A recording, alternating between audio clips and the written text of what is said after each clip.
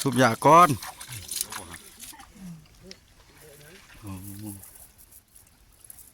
ทำสิเก็บเนาะขึ้นสลั่นเทิงพอแล้วก่อนเนาะน้องออกจากก้นสร้างแต่ว่าน้ำแห้งยังตะเปะมันปลาน้อยสลายอยู่พอได้กินอยู่พี่น้อง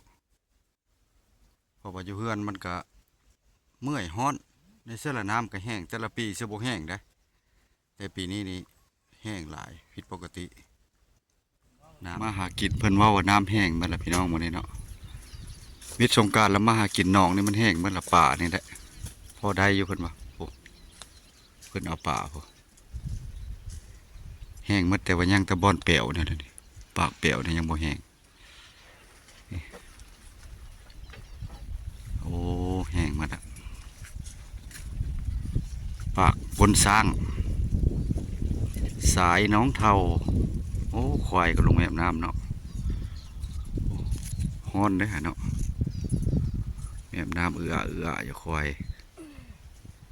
ฮ้อนแห้งทางมากับกายทางรถไฟมาพี่น้องนี่ดิบริถ่ายให้เบิ่งมันทางยากเนาะก็ลกกุ๊กกักเบิ่งนำกันว่าสิได้หลายสิได้น้อยสำใดเนาะค่อยเลยสิงมมือเอาเพราะว่าแห่เขาจะไปเฮ็ดขาดมันแต่ก่อนน้ำมันสิถึงอยู่แล้วนี่ปีนี้น้ำแห้งผิดปกติน้ำแห้งไวว่าซะเนาะมันฮ้อนเลยซะมันละเลยแห้งเนาะป่ามันก็อยู่ตามขี้ตอกขี้ตมมาแล้วเนาะซ้ำคันเอานี่ก็พอได้กินคันมือคันอย่างเนาะพ่อใหญ่เพิ่นตึกได้หลายเติบอยู่ได้เพิ่นแห่ที่เพิ่นมาเกือบกว่ามื้อ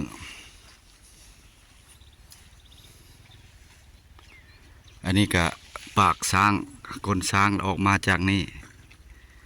สิว่าละทะสายทำปลาเสื่อมมาแล้วเนาะแข่งขมวนนี่ก็สายเดียวนี่แหละพี่น้องพวกมันแดดภาพบุญงามไปเลยแล้วเนาะมันแดดเนาะมาก็เลยได้ถ่ายให้เบิ่ง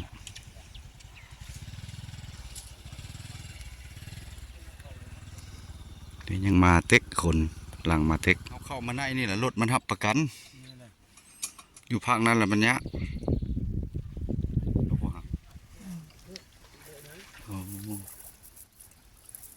ทำสิเก็บเนาะขึ้นสลั่นเทิงพอแล้ว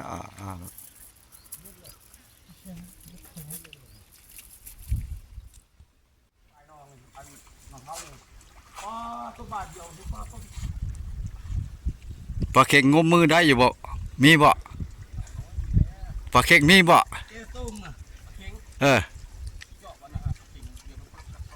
นั่นนี่เนาะ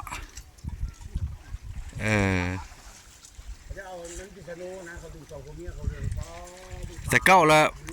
ละค่อยมาพอได้ยกปลาเค็งฮะ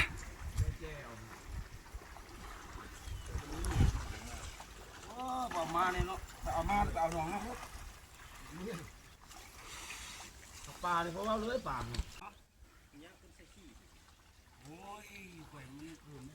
3 ล้อก็มาเนาะ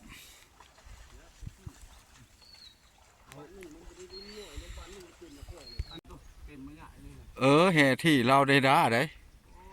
บ่แพ้แห่เราแห่เลยด่าเราแพงได้ไปยืมเพิ่นบ่ได้แพงได้แห่เลยด่าเพิ่นแห่เลยด่ามันติดอยู่แล้ว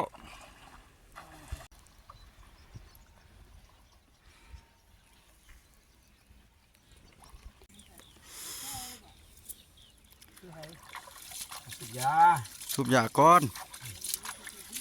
โอ้ไปบ่ได้เป็นวินไปส่งพระกันยังอยากวินเจิดเขาบ้านเลย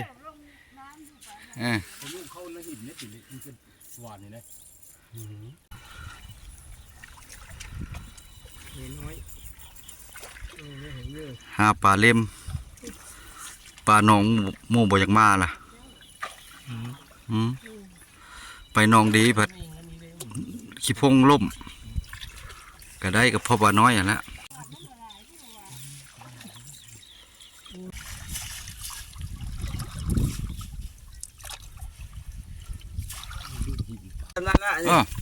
เองไม่เพื่อนไทยดิ ในลายเลย ดิโอ้ โอ้ เสียงเองอ่ะ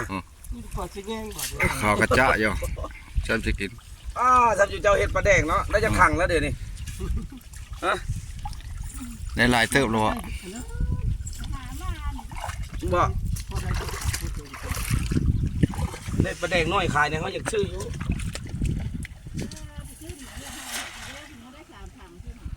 เท่าไรทางเท่าไร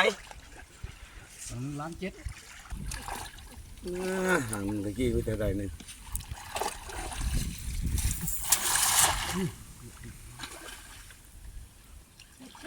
ก่อนของลาวเจ้าของลาวบัดเรดาร์เนาะก็สุดยอดเท่านั้นแหละ ซองทางพวกนั้นบ่เป็นกินทั้งทางฮะมันเป็นทั้งทางสี่บ่ มันจะขิวเนาะเฮามีอยู่บ่ นี่นะ บ่คือว่าบ่เป็นโต้งเป็นเต้งไปจ้ะมีอยู่เนาะ นี่บ่ถึงเลยบ่นี่จิกตีนก่อนจิกตีนก่อน มันก็ใหญ่ด้วยตัวนั้น บุกไฟมันดุไปเลย ซ้ำมากล้วยตึงแล้วก็ถือว่าใหญ่และหนองนี่นะ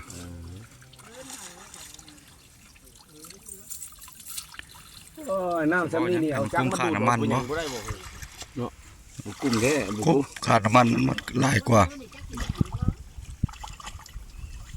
บ่แห้งดอกไม่เอามือนึงบ่แห้งดอก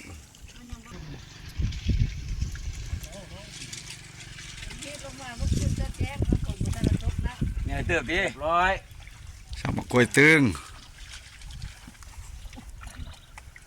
เฮ็ดได้ให้มันออกเลยอันนี้ได้แล้วดิตามผ้า มาตัด นั่นละ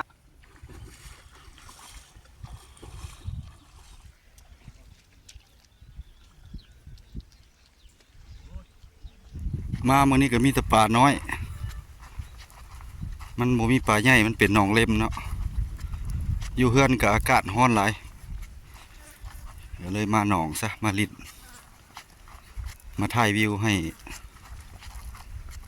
พี่ๆน้องๆเบิ่งควายนะก็ฮ้อนนะทุกคน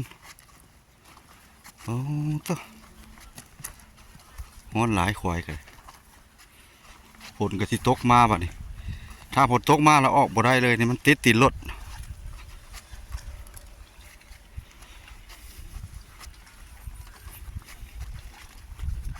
ติดขนาดพุ่นโอ้ควายหลายแท้นี่อ๋อตัว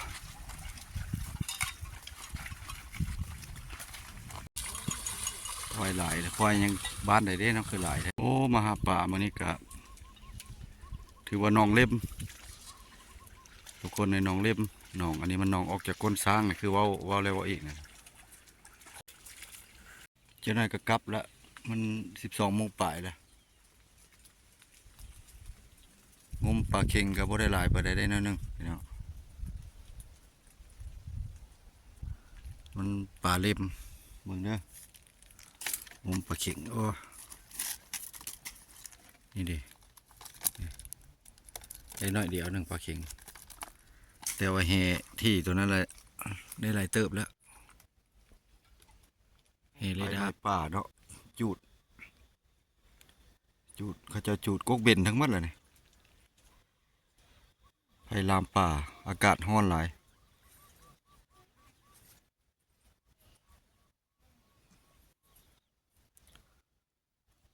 น้อยก็กลับบ้านแล้วเพิ่นเต็มคลองแล้วป้าน้อย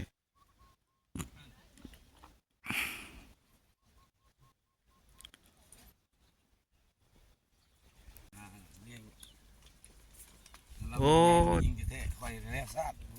เต็มคลองอันเนี้ย คนโอ๊ด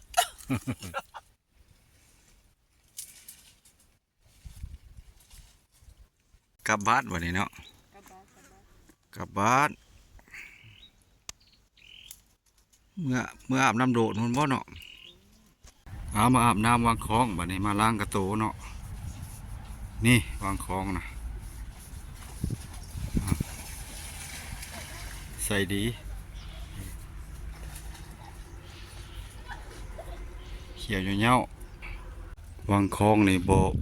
บ่แห้งเนาะมันมีแปลวอยู่นะบ บ่อนเพิ่นดูดน้ำคือเสนาแสง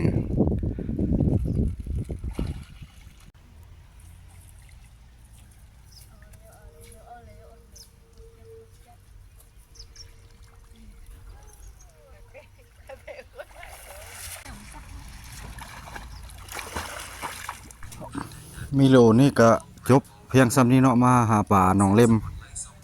อยู่เฮือนฮ้อนหลายเนาะที่หน้าที่ในจะไปหาบ่อนดีกว่านี้ให้เบิ่งเนาะอันนี้น้องทรายน้องมักเฟืองจากก้นสร้างเนาะหรือว่าน้องตะไคร้ไปก่อนท่านผู้ชม